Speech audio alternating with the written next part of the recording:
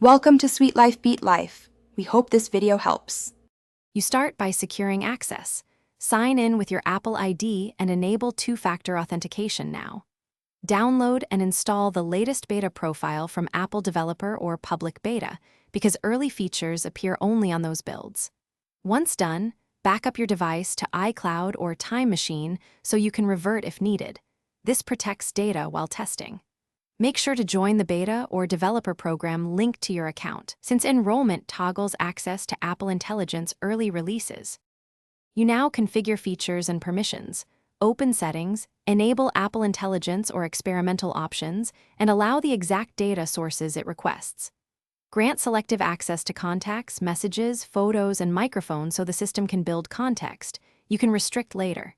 Next, create focus tests, try prompts, automate workflows with shortcuts, and validate continuity across iPhone, iPad, and Mac. While testing, take notes of behaviors and edge cases, because actionable feedback improves your use. You finish by stabilizing your setup and preparing for issues. Install incremental updates as Apple releases them, since fixes arrive quickly during betas.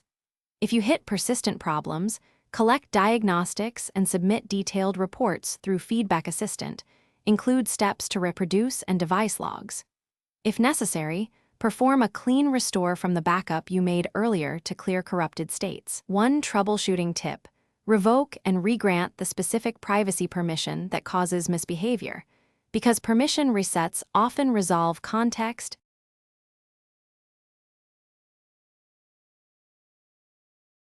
Thanks for watching. Consider subscribing if we helped you.